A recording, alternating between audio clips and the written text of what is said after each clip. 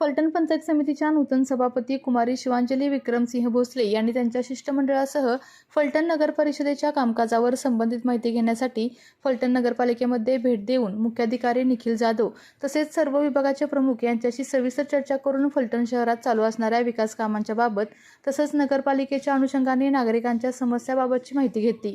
यावेळी नगराध्यक्ष शमशेर नाईक निंबाळकर, नगर परिषदेचे सर्व नगरसेवक तसेच सर्व विभागाचे प्रमुख उपस्थित होते।